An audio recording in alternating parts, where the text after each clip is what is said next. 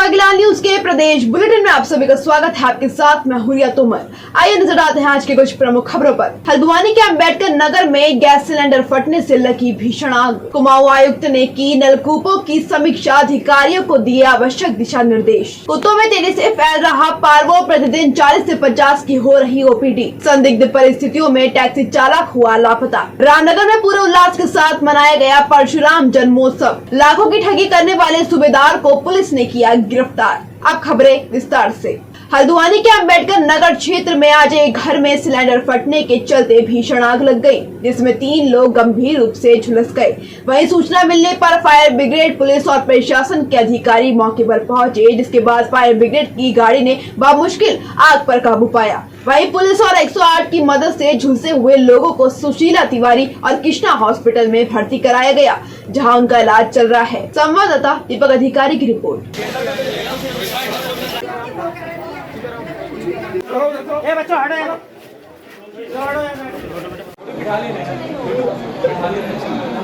देख रहे हैं यहाँ पे 2 पेशेंट आए हैं और आग सिलेंडर में लीकेज की वजह से आग लगी थी, जिसमें 3 लोग झुलस गए हैं। 1 लोग ज्यादा झुलसे हैं और उनकी स्थिति गंभीर बनी हुई है। इलाज तुरंत प्रॉपर यहाँ पर स्टार्ट हो चुका है। 1 लोग कृष्णा में है, 2 लोग सुशीला तिवारी में एडमिट है और उनका इलाज शुरू करा दिया गया है। गर्मी के मौसम को देखते हुए कुमाऊं मंडल में पेयजल की समस्या के साथ ही जल जीवन मिशन के अंतर्गत कार्यों के संबंध में आयुक्त दीपक रावत ने कैंप कार्यालय में मंडल के जल संस्थान एवं जल निगम के अधिकारियों की बैठक ली। आपको बता दें कि गर्मी में नलकूपों की खराबी बार बार आती है। जिन स्थानों पर पाइपलाइन के द्वारा पानी लीकेज हो रहा है, उन्हें शीघ्र मरम्मत कराया जाए और साथ ही पानी की बर्बादी को रोका जाए। संवाददाता दीपक अधिकारी की रिपोर्ट।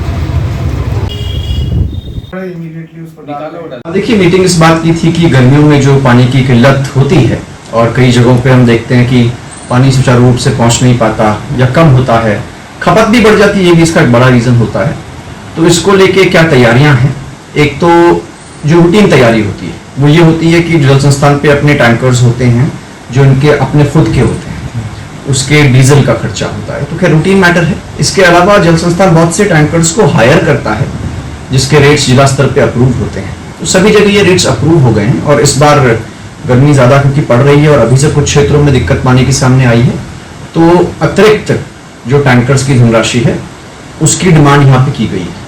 हल्द्वानी में एक एक्स्ट्रा समस्या ये होती है कि ट्यूबवेल पे आधारित बहुत से हमारी पेयजल योजनाएं हैं, तो सबमर्सिबल पंप्स हमारे यहाँ पे फूक जाते हैं, तो उसमें स्पेयर लगभग 54 पंप्स को जो स्पेयर में हमें चाहिए उसकी डिमांड हो रखी है। कुछ पहले से ही है, कुछ और हमको मिल जाएंगे।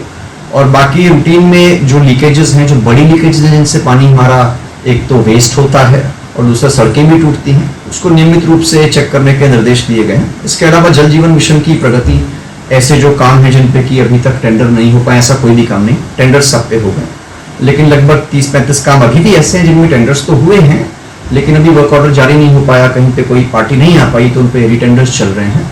इसके अलावा उन कामों को देखा गया जहाँ पे कि टेंडर्स भी हो चुके हैं, वर्क ऑर्डर भी प्लेस हो गया है, लेकिन मटेरियल मोबिलाइज मौके पे नहीं हुआ है। ऐसे सब जितने भी कॉन्ट्रैक्टर्स हैं उनको नोटिस देने के लिए कहा गया है कि मटेरियल मोबिलाइज करके साइट पे आ जाएं।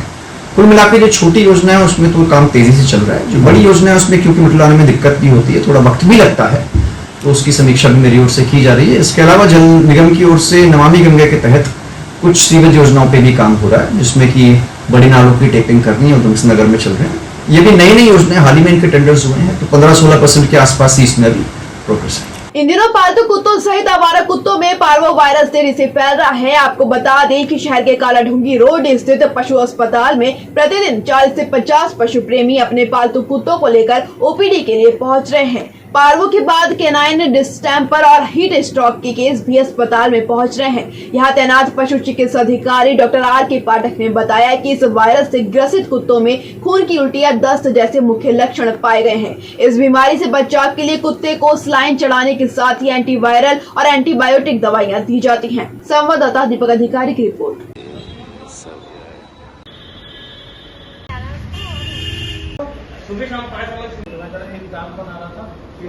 ये जो एक जनरल हमारा जो पेट ओनर होता है उसको हम ये सलाह देते हैं, जब वो पहली बार डॉग पालता है तो हम उससे कहते हैं कि आप जो है उसको वैक्सीनेट कराएं समय पे। 45 डेज पे हम पार्वो की वैक्सीन लगाते हैं और उसको ये पता करने का ये तरीका होता है कि जैसे ही आपके डॉग में पार्वो या इस टाइप का कोई वायरल इन्फेक्शन होता है तो सबसे पहले उसमें गैस्ट्रो इंटेस्टाइनल डिस्टर्बेंसेस होते हैं, जैसे डायरिया शुरू होगा, उसको वॉमिटिंग होगी, खाना खाना छोड़ देगा, बहुत सुस्त पड़ा रहेगा, जैसे आपके साथ खेलेगा नहीं, प्लेबल नहीं होगा, वो बाहर जैसे आप ले जाना चाहेंगे तो एक साइड में कहीं कॉर्नर में जाकर छुपेगा, तो आप तुरंत समझ लीजिए कि आपके डॉग को कुछ ना कुछ प्रॉब्लम शुरू हो गई।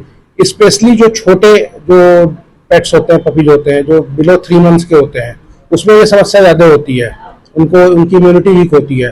तो हम उसको कहते हैं कि आप उस टाइम उसको जब 4 से 5 महीने का होता है तो उसका एक्सपोजर, आउटसाइड का एक्सपोजर कम से कम रखें। जो स्पेशली आप पेट्स और कैट की बात कर रहे हैं, जो हमारे जो डॉग्स हैं कैनाइंस, उसमें आजकल पार्वो के केसेस बहुत आ रहे हैं, कैनाइन डिस्टेम्पर के भी केसेस आ रहे हैं, और जनरल जो हीट स्ट्रोक के केसेस आ रहे हैं आजकल।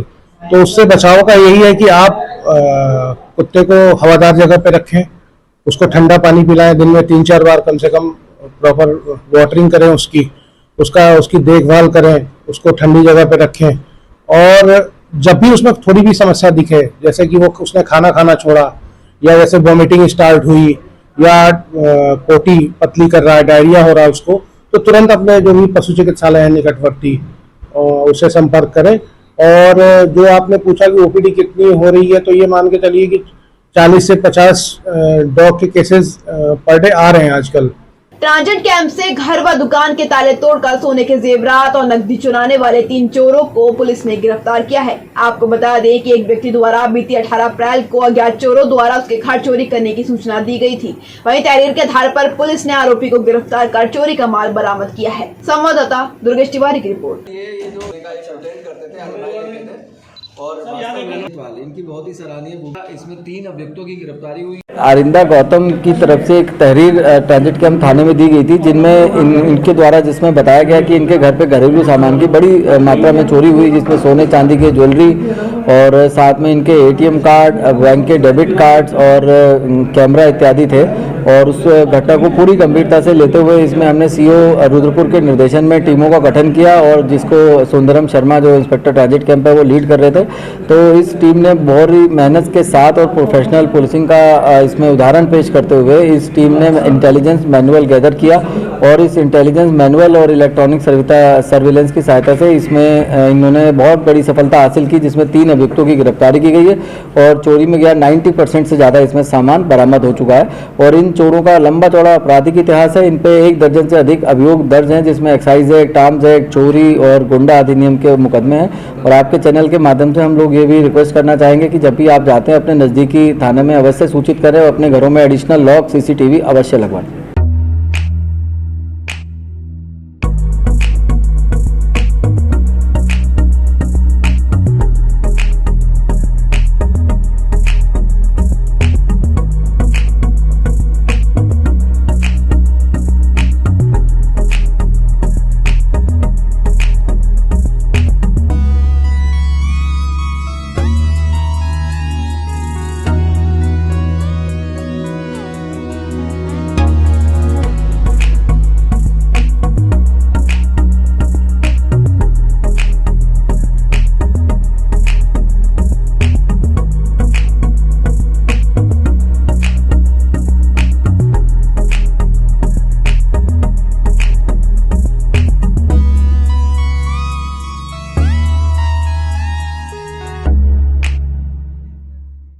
रुद्रपुर में संदिग्ध परिस्थितियों में टैक्सी चालक लापता होने के बाद चालक की टैक्सी को लालपुर क्षेत्र से बरामद किया गया है। आपको बता दें कि चालक के लापता होने के बाद पुलिस महकमे में हड़कंप मचा हुआ है।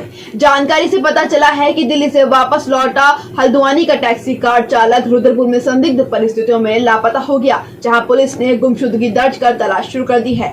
पुलिस ने इस मामले में महिला सहित कुछ लोगों को पूछताछ के लिए हिरासत में लिया है। वहीं कार मालिक तरुण विष्ट ने रुद्रपुर की रामपुरा चौकी पुलिस को तहरीर देकर गुमशुदगी दर्ज कराई है। फिलहाल चालक का कोई सुराग नहीं मिला है। संवाददाता दुर्गेश तिवारी की रिपोर्ट।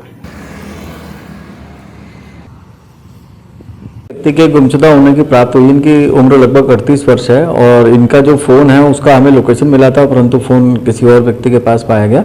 तो इसमें सभी प्रकार के बिंदुओं पर जांच की जा रही है इसमें, और इन्वेस्टिगेशन के दौरान जो भी तथ्य आते हैं उसके हिसाब से अग्रिम कार्रवाई इसमें की जा रही है। उधम सिंह नगर जिले में सरकारी स्कूलों में फर्नीचर की कमी से हो रही परेशानियों को देखते हुए जिला शिक्षा अधिकारी एवं सांसद अजय भट्ट के द्वारा कई स्कूलों में फर्नीचर की कमियां दूर की गयी।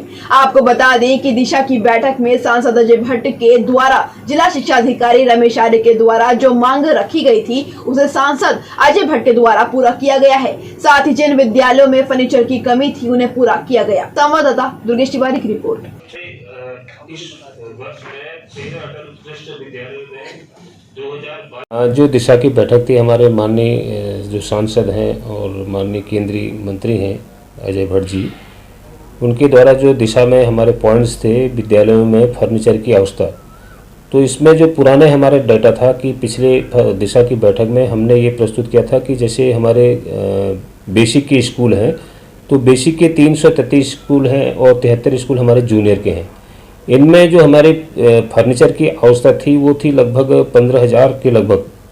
तो उसमें हमें जो इस वर्ष जिला हमें राज्य योजना से या दूसरे सेक्टर से जो फर्नीचर की प्राप्ति हुई वह कुल हमें 4,343 फर्नीचर बेसिक और जूनियर स्कूलों में हमारी फर्नीचर की पूर्ति हुई है और कुल मिला के 69 विद्यालयों में हमने इसकी पूर्ति की है। इसके अलावा हमारे जो माध्यमिक के विद्यालय हैं वो 124 और 124 में से हमारे 83 स्कूल में फर्नीचर की अवस्था थी। तो इसके सापेक्ष हमारे माध्यमिक विद्यालयों में भी लगभग 4,253 बच्चों के लिए पूरे फर्नीचर की पूर्ति की गई। और इसमें जहां तक हम अगर विद्यालयों की बात करें तो विद्यालयों में कुछ हमारे लगभग 124 में से लगभग 105 विद्यालयों में हमने फिर पूर्ति की। हल्द्वानी का सिटी मजिस्ट्रेट कार्यालय कम और बेतरतीब तरीके से खड़े वाहनों का अड्डा बन चुका था, जिसकी वजह थी इस कार्यालय में लोगों का अपने वाहनों को खड़े करने का मुफ्त जुगाड़। और इसी बात का संज्ञान लेते हुए सिटी मजिस्ट्रेट ऋचा सिंह ने इस समस्या का ऐसा तोड़ निकाला कि मुफ्तखोर आज पहले ही दिन से गायब नजर आए। दरअसल सिटी मजिस्ट्रेट साहिबा ने पार्किंग व्यवस्था तो रहने दी पर इसके लिए शुल्क तय कर दिए। उनके द्वारा पार्किंग व्यवस्था 1 साल के लिए दीनदयाल अंत्योदय योजना राष्ट्रीय शहरी आजीविका मिशन के अंतर्गत अभिनंदन नामक स्वयं संस्था को अलॉट कर दी गई है, जो कि एक महिला समूह है, वह इसे संचालित कर रहे हैं। अब यहाँ आने वाला हर शख्स पर्ची कटवा कर वाहन खड़ा कर रहा है। यही नहीं, अगर वाहन 2 घंटे से ज्यादा पार्क किया गया तो 2 घंटे के लिए शुल्क भी बढ़ा दिया जाएगा। संवाददाता दीपक अधिकारी की रिपोर्ट। जिलाधिकारी महोदय ने जो शहर में जगह जगह पार्किंग की व्यवस्थाओं को कराना है, उसके क्रम में यहाँ हमारे इस कार्यालय जो सिटी मजिस्ट्रेट और एसडीएम ऑफिस है, इसके लिए भी उन्होंने कहा था कि इसमें व्यवस्था बनाई जाए, जिसके क्रम में यहाँ पर लोगों के आवेदन आमंत्रित किए गए। उसके बाद जो महिला स्वयं सहायता समूह है उनको पार्किंग की व्यवस्था करने के लिए कार्य सौंपा गया है। और इसमें इसका उद्देश्य यही है कि जो लोग अनावश्यक रूप से यहाँ गाड़ियां लगा के चले जाते हैं और बिल्कुल व्यवधान उत्पन्न होता है, उसका एक व्यवस्था बनाया जाए। और जो रोड के किनारे गाड़ियां खड़ी कर रहे हैं वो भी एक यहाँ पार्किंग में गाड़ी खड़ी करें, जिससे कि एक व्यवस्था बनाई जा सके, जिसके क्रम में आज इसका शुभारंभ हो गया है और यहाँ पर गाड़ियों को पार्क कराया जा रहा है। पूर्व में जो भी पार्किंग से और जो कैंटीन से जो भी आय हो रही है, उससे जो उप जिलाधिकारी कार्यालय है और सिटी मजिस्ट्रेट कार्यालय है, इस ऑफिस के खर्चे को मेंटेन करने के लिए, इसकी व्यवस्थाओं को बनाने के लिए, जिसमें रंग रोगन हो गया या सौंदर्यीकरण हो गया, जो भी आवश्यक होगा उसका प्रयोग वहां पर किया जाएगा। कैंटीन में भी इस कैंपस में कोई कैंटीन नहीं थी और जो भी यहाँ पे फरियादी या जो लोग आते थे उन लोगों को चाय पानी के लिए या जो कोर्ट के लिए आते थे उनको बाहर जाना पड़ता था। तो एक कैंटीन का भी यहाँ पे शुभारंभ किया गया है, जिसमें रीजनल रेट पर उन लोगों को खाने की सामग्री प्रदान हो रही है। रामनगर में अखिल ब्राह्मण उत्थान महासभा के तत्वावधान में परशुराम जन्मोत्सव कार्यक्रम हवन पूजन के साथ मनाया गया। आपको बता दें कि कार्यक्रम में मौजूद बॉलीवुड कलाकार बिंदु दारा सिंह ने भी भागीदारी करते हुए ब्राह्मण समाज के सभी लोगों से एकजुट होने का आह्वान किया। वहीं महासभा द्वारा बॉलीवुड कलाकार बिंदु दारा सिंह के अलावा समाज में सामाजिक कार्यों में बढ़ चढ़कर भागीदारी करने वाले कई लोगों को सम्मानित भी किया गया। साथ ही कार्यक्रम के दौरान महासभा के प्रदेश अध्यक्ष पंडित हेमचंद भट्ट के अलावा कई लोग मौजूद रहे। संवाददाता कैलाश सुयल की रिपोर्ट।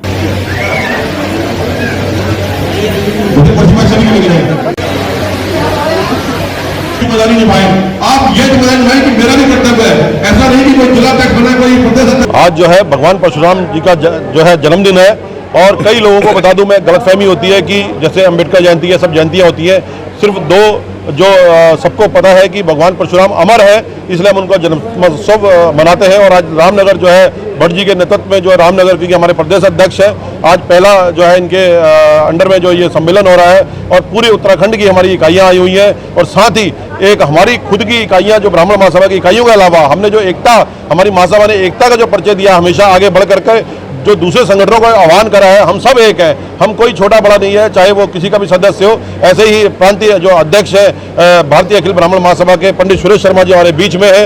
हम जब भी आवश्यकता पड़ेगी किसी में ब्राह्मण के दुख तकलीफ में, पूरा प्रदेश, पूरा समाज, किसी की भी इकाइयाँ हो, 35 इकाइयों का भी जो समन्वय हरिद्वार में हुआ, जिसका प्रदेश संयोजक की जिम्मेदारी मेरे को मिली है, उसकी जिम्मेदारी निभाते हुए मैंने सभी को आह्वान करा। मैक्सिमम संगठनों ने जो है अपना समर्थन दिया हुआ है और आज भगवान परशुराम का हम जन्मोत्सव मना रहे हैं धूमधाम से। और आज हम एक होकर के यहाँ से 25 लाख ब्राह्मणों को संदेश देंगे कि ब्राह्मण एक हो चुका है। कई लोगों की गलतफहमी थी कि एक नहीं हो सकता, ऐसा कतई नहीं है। और 25 लाख ब्राह्मण एक होने का परिचय कल हमने हल्द्वानी दे दिया है। भगवान परशुराम चौक का जो गठन हुआ है पूरे उत्तराखंड ने देखा, वो एक हमारी पहल है, हमारी कोशिश है। हमने एक संदेश दिया, भगवान कभी किसी के ऐसा नहीं होता, चाहे हिंदू हो चाहे मुस्लिम हो, भगवान भगवान होते हैं, वो सभी के हैं। जरूर लोगों ने, राजनीतिक लोगों ने इसको अपने में बांट दिया है, ये मेरा ये तेरा, लेकिन भगवान कभी ऐसा नहीं होता है कि आपका ठाकुर के नहीं है उसके नहीं है। हमारे लिए भगवान श्री राम भी आराध्य है, भगवान परशुराम भी आराध्य है, हर जितने 33 कोटि देवी देवता हो सारे हमारे आराध्य हैं। उनको साक्षी मानकर आज हम उनका जन्मदिन मना रहे हैं, भगवान परशुराम का जन्मोत्सव मना रहे हैं। बस मैं तो यही देना चाहता हूँ कि जो ब्राह्मण एकता है उसके बारे में हमें कोई संकोच नहीं होना चाहिए। सारे ब्राह्मण एक हो जाएं, सारे बहुत यही आपको ज़रूरी है कि आपका समाज जब एकजुट हो जाता है। जो इनकी बातें मैंने सुनी है आज, उसमें लग रहा है जैसे ब्राह्मण भी अगर एक नहीं होंगे तो कौन एक होगा।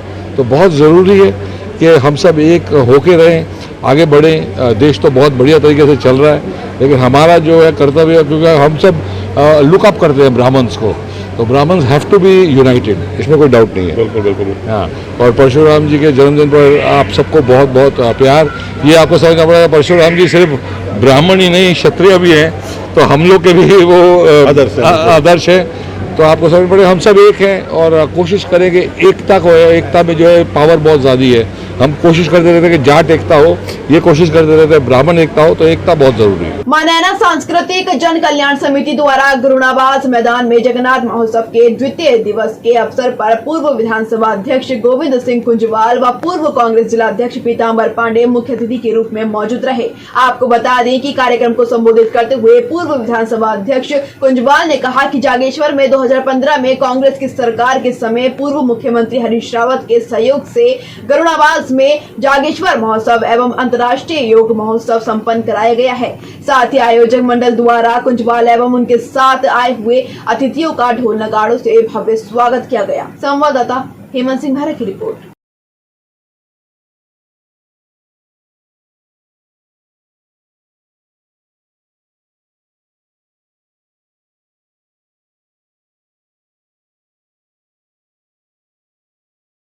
सेना में अग्निवीर बनाने के नाम पर बेरोजगार नवयुवकों से लाखों की ठगी करने वाला फर्जी आर्मी सूबेदार गिरफ्तार किया गया है। आपको बता दें कि आरोपी के कब्जे से कई लोगों के शैक्षिक दस्तावेज, अग्निवीर परीक्षा के admit card, mobile phone, army पहचान पत्र, 12 अदद क्रेडिट कार्ड, पैन कार्ड, आधार कार्ड, विभिन्न बैंकों के करीब 41 लाख रुपए के 26 चेक व एक मारुति आल्टो कार भी बरामद की गई है।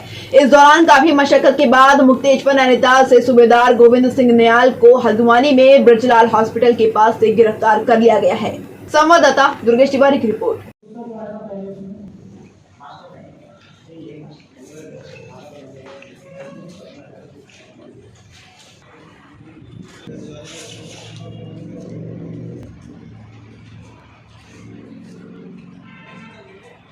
आखिरकार वो फर्जी सूबेदार मेजर गोविंद सिंह रयाल आज पकड़ में आया है।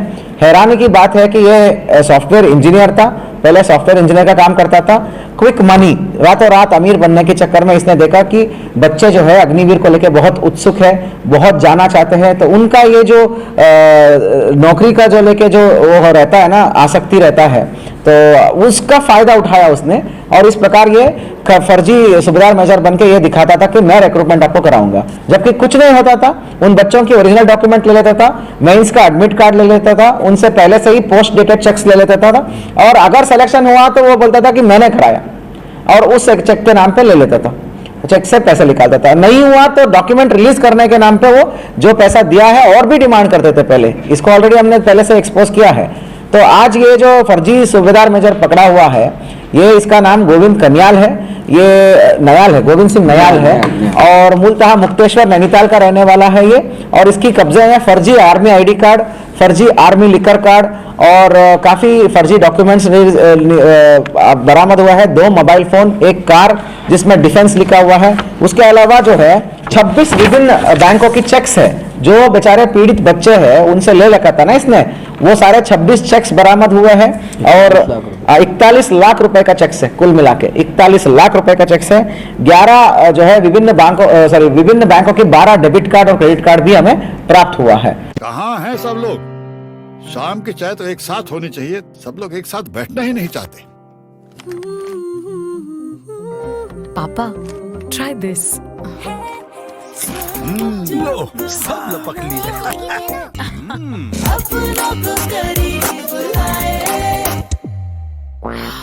ये क्या हाल कर दिया है रूम का? बस कल से चाय? कल से चाय मेरे रूम में।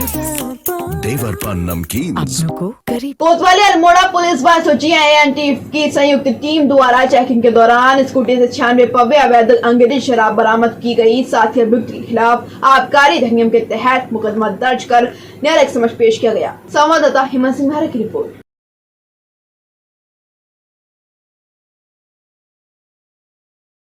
जिला स्तरीय कराटे प्रतियोगिता का आगाज हो चुका है। आपको बता दें कि हल्द्वानी के मिनी स्टेडियम में 3 दिवसीय इस प्रतियोगिता में नैनीताल जिले के कई क्षेत्रों से कराटे प्रतियोगी पहुंचे हैं।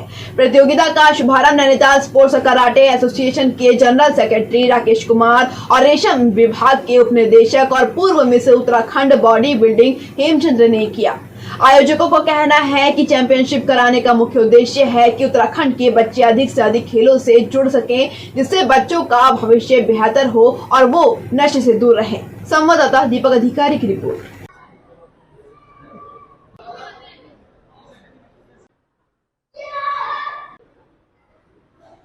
कोई गर्ल्स को बुला दो, गर्ल्स भी है कोई? और मैं कराटे 2 साल से करती हूँ और मैं सेल्फ डिफेंस के लिए कराटे सीखती हूँ। मेरा नाम विनय बोरा है, मैं 1 साल से कराटे सीख रहा हूँ। मोरूप्लेटा है, मैं 3rd क्लास में पढ़ता हूँ। मैं 4 साल से कराटे क्लास में पढ़ रहा हूँ। मैं एक नेशनल प्लेयर हूँ। मेरा नाम नव्य है, मैं कराटे 3 साल से सीख रहा हूँ और मुझे कराटे में अपने देश को रिप्रेजेंट करना है और मैं कराटे में अभी 10-11 से ज़्यादा टूर्नामेंट खेल चुका हूँ।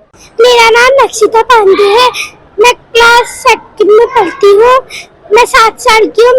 मैं 2 साल से कराटे गई हूँ। मेरे को कराटे बहुत पसंद है। माय नेम इज समृद्धि तिवारी। मैं कराटे 1 साल से सीख रही हूँ। मैं कराटे इसलिए सीख रही हूँ डिफेंस के लिए और कॉन्फिडेंस के लिए।